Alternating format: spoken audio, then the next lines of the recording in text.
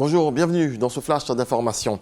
Ce lundi, à la mairie d'Abobo démarre une campagne de vaccination contre le paludisme. 250 000 enfants sont concernés par la première phase de vaccination gratuite. Le paludisme est la première cause de mortalité en Côte d'Ivoire. Cette maladie tue 4 personnes par jour, dont 3 enfants de moins de 5 ans, selon le ministère de la Santé.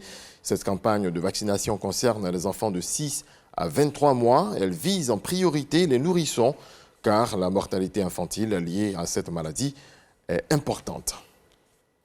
L'Institut de sécurité maritime interrégional spécialisé dans la lutte contre la criminalité traditionnelle et émergente dans le golfe de Guinée fait le point de ses actions.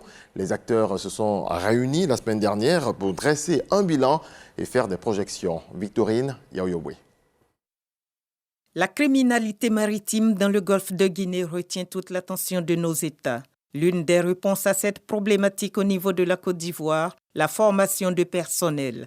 Mission assignée à l'Institut de sécurité maritime interrégional, ISMI, logé à l'Académie régionale des sciences et techniques de la mer, ARSTM. Depuis l'ouverture de l'ISMI en 2015, 2500 hommes et femmes sont formés, contribuant ainsi à la lutte contre des fléaux tels que la piraterie maritime, la pêche INN et les crimes émergents, notamment la cyberactivité, le blanchiment de capitaux et le terrorisme maritime. La criminalité maritime est multidimensionnelle et transfrontalière.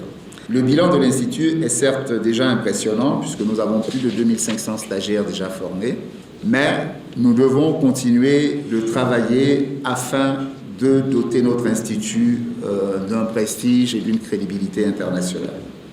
La création de l'ISMI est le fruit de la coopération entre la Côte d'Ivoire et les autres États du Golfe de Guinée et des partenaires internationaux dont la France, l'Allemagne, le Japon et les Nations Unies. Le ministère délégué chargé des Affaires maritimes appelle au renforcement ainsi qu'à la pérennisation de ce partenariat. L'ISMI se positionne comme le centre de formation par excellence sur les questions de sécurité maritime dans le golfe de Guinée. Le modèle économique de l'ISMI repose essentiellement sur ces partenariats. C'est pourquoi je voudrais vous demander de maintenir, sinon d'accroître vos contributions en vue de permettre à l'ISMI de consolider sa place de pôle d'excellence régionale en matière de sécurité et de sûreté maritime.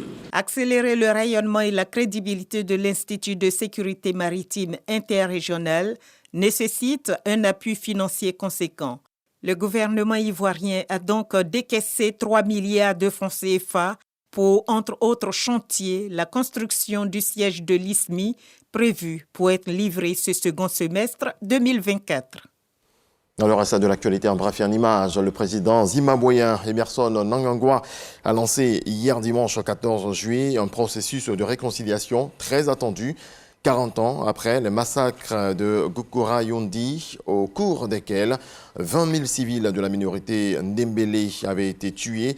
Un événement très attendu au Zimbabwe alors que les souvenirs de ces massacres ont toujours suscité grief et tension dans le pays.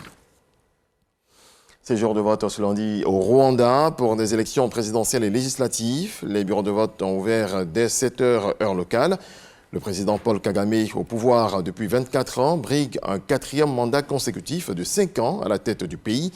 Le candidat du FPR, qui dirige le Rwanda depuis la fin du génocide de 1994, a sonné la mobilisation dans tout le pays lors d'une campagne à l'américaine, toujours aussi adulée par des milliers de partisans, tel un héros qui incarne pour eux paix et développement face à des adversaires très loin de l'inquiéter.